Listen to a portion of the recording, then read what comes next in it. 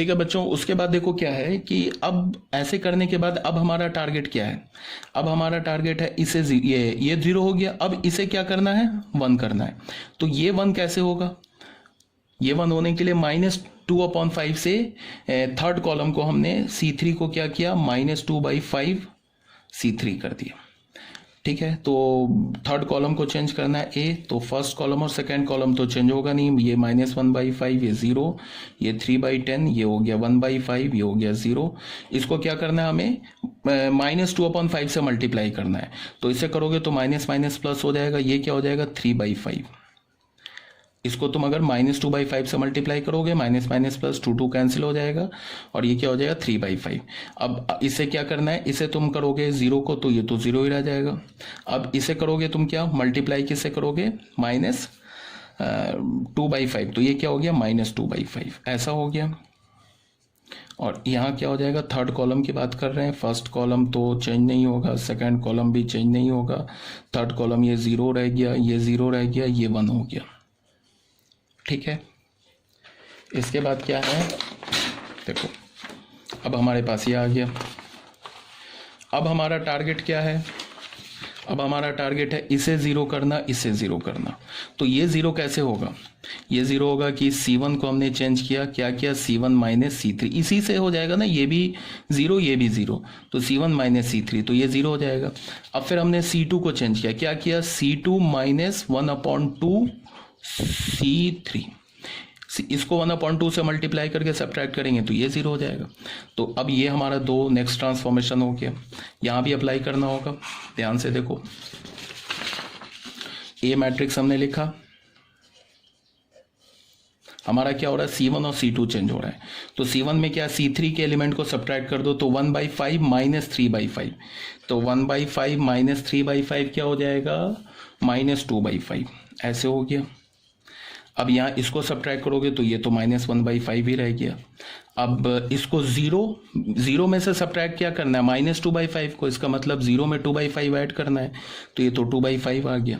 ठीक है, ये तो हो गया हमारा C1 चेंज। अब C2 चेंज होगा, तो C2 में क्या करना है हमें, इसको C3 को 2 से मल्टीप्लाई करके C2 के एलिमेंट में सब्ट्रैक्ट करना है। तो देखो यहाँ पे मैं रफ में लिख रहा हूँ, यहाँ देखो रफ में लिख रहा हूँ, 3/10 में हमें सब्ट्रैक्ट करना है, क्या करना है, 1/2 C3, C3 क्या है 3/5, तो क्या हो गया 3/10 माइनस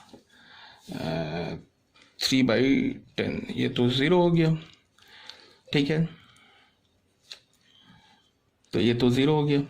अब अगर इसको 1/2 से मल्टीप्लाई किया या सब्ट्रैक्ट किया तो ये भी हमारा, ये तो 1/5 रह गया।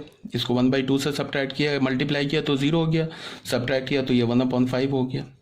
अब इसे हमने क्या किया, 1/2 से मल्टीप्लाई किया, तो इसे 1/2 से मल्टीप्लाई करोगे तो -1/5 हो गया, ये -1/5 को यहाँ सब्ट्रैक्ट करोगे तो ये 1/5 हो गया। ठीक है, और ये हमारा 3/5 0 एंड -2/5 रह गया। ठीक है, और ये हमारा क्या बन गया, आइडेंटिटी मैट्रिक्स बन गया 1 0 0 0 1 0 0 0 1। ठीक है, अब ये देखो, ये हमारा बी मैट्रिक्स बन गया, ये तो रफ लिखा है ना मैंने, और ये हमारा आई बन गया। तो ए इनवर्स क्या हो गया, A inverse is equal to B, और बी किसके इक्वल है, -2/5 -1/5 2/5 0 1/5 1/5 3/5 0 -2/5। आई होप आंसर सेम आया होगा जो मैंने पहले क्वेश्चन सॉल्व किया है और अभी जो क्वेश्चन सॉल्व किया उसका आंसर सेम आया होगा। देख लेता हूँ एक बार, अभी जो रो ट्रांसफॉर्मेशन यूज़ किया है,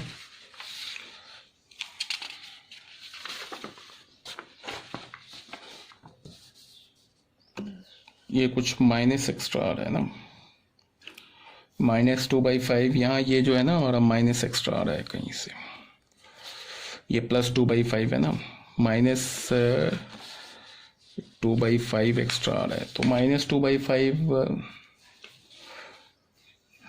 यहाँ कुछ गड़बड़ कर दिया हमने ना कहीं पे।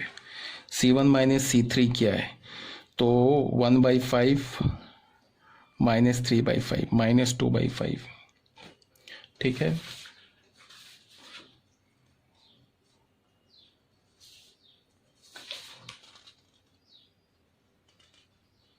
अच्छा, ये -2/5 ही है, ठीक है, आंसर सही आ रहा है ना। पहला भी जो हमने किया था -2/5, तो ये सही है, ये आंसर सेम है, रिजल्ट मैच कर रहा है, -2/5, ठीक है, ये -2/5 है यहाँ पे, ठीक है।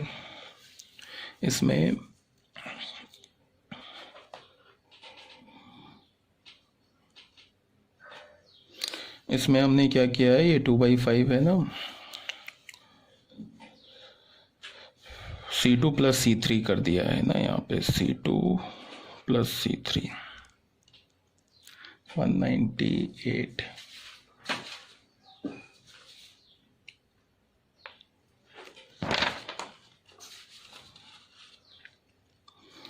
यहाँ पे हमारे पास आया है माइनस है ना, ये -1, C1 - C2, C1 - C2, 3/5 plus हो जाएगा 3/5 -1, 3/-1 + 3/5, -5 + 3 -2/5, यहाँ -2/5, ठीक है, सेम रिजल्ट आ रहा है, ये भी -2/5 है, -2/5, ठीक है। तो क्लियर हो गया यहाँ पे।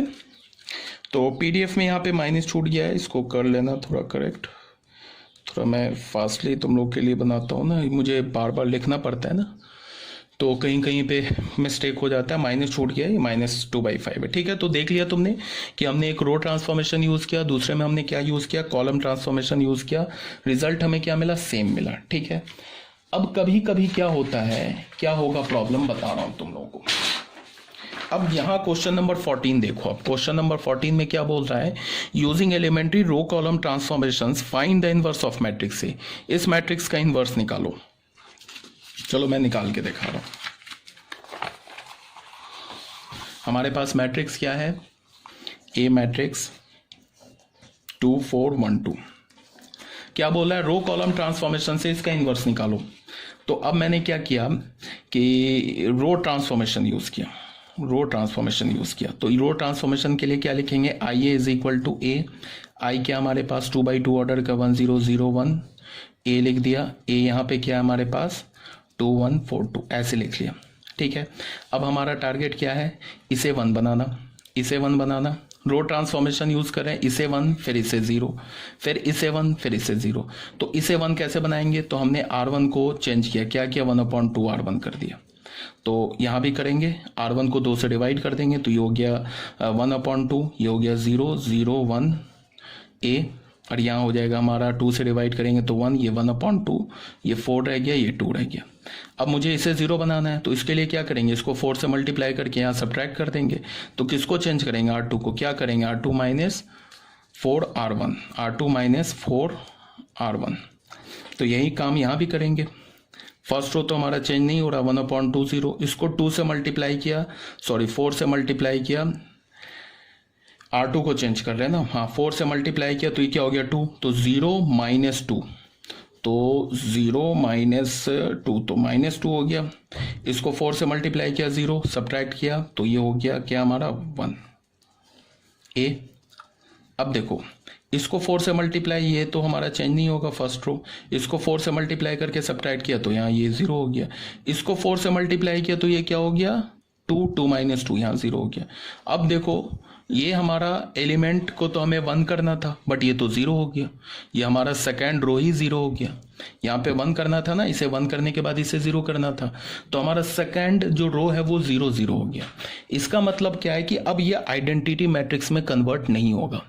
क्यों ऐसा गड़बड़ हो गया, आइडेंटिटी मैट्रिक्स में कन्वर्ट क्यों नहीं हुआ, इसलिए कि जिस मैट्रिक्स का हम इन्वर्स निकालने चले थे वो मैट्रिक्स हमारा एक सिंगुलर मैट्रिक्स है, ठीक है। देख लो, इसका डिटर्मिनेंट देख लो 0 है, तो सिंगुलर मैट्रिक्स था, इसीलिए इसका इन्वर्स नहीं निकला, ठीक है। नॉन सिंगुलर मैट्रिक्स का इन्वर्स आता है ना। तो अब मैं क्या बोल रहा हूँ कि जब भी तुम एलिमेंट्री रो कॉलम ट्रांसफॉर्मेशन से इन्वर्स निकाल रहे हो, अगर मान लो किसी क्वेश्चन में तुम elementary row column transformation use कर रहे हो, इन्वर्स निकाल रहे हो, तो अगर किसी भी रो या किसी भी कॉलम में 0 0 0 आ जाए, ठीक है, अगर किसी भी रो किसी भी कॉलम में 0 0 आ जाए, तो तुम तुरंत क्या समझ जाओगे कि जिस मैट्रिक्स का हम इन्वर्स निकाल रहे हैं वो मैट्रिक्स एक सिंगुलर मैट्रिक्स है। अब यहाँ पे देखो ना 0 आ गया, तो ये 1 थोड़े ना हो जाएगा, कभी भी 1 नहीं होगा, ठीक है, इसको तो 1 कर नहीं सकते। अब ये अगर 1 नहीं हुआ तो ये आइडेंटिटी मैट्रिक्स में कन्वर्ट नहीं होगा।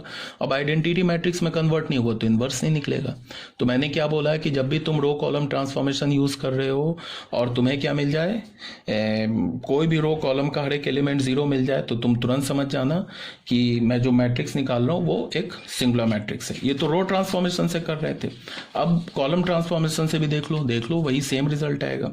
अब मैं बोल रहा हूँ कॉलम ट्रांसफॉर्मेशन कॉलम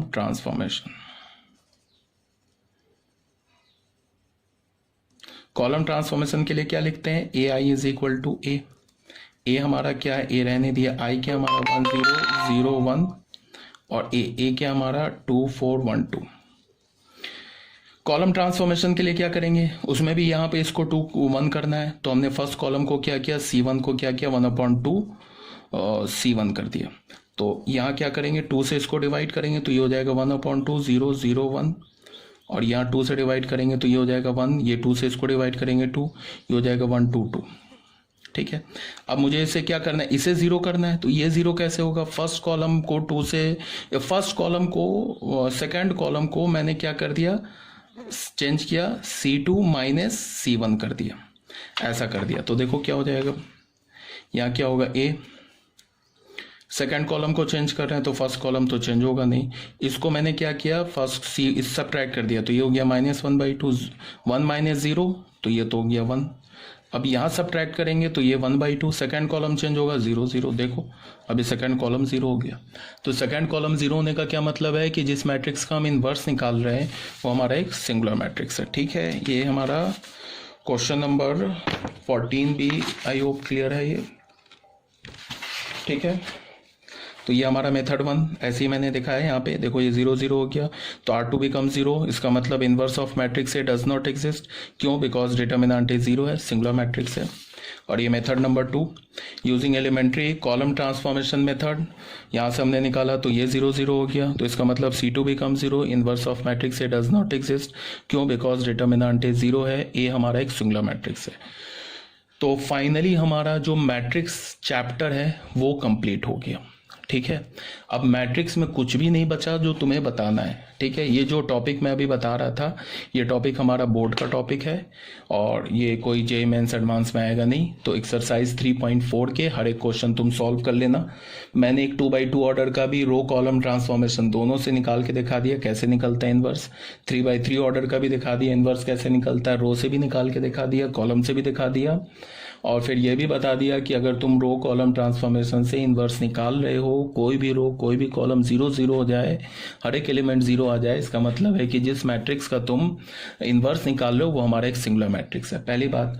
अब दूसरी बात यहाँ पे क्या है कि तुम एक्सरसाइज 3.4 अपना कंप्लीट करोगे। अब मैं क्या सोच रहा हूँ कि अब मैं तुम्हें, अभी तो हमारी ऑफलाइन क्लास हो नहीं रही है, तो अब मैं क्या सोच रहा हूँ कि अब मैं तुम्हें NCERT से कुछ क्वेश्चंस दूंगा हर दिन सॉल्व करने के लिए। तो तुम्हें करना क्या है कि जो हमारी 10 बजे क्लास स्टार्ट होती है उससे पहले तुम्हें उसके सॉल्यूशन को क्लिक करके मुझे सबसे पहले सॉल्यूशन भेजना है।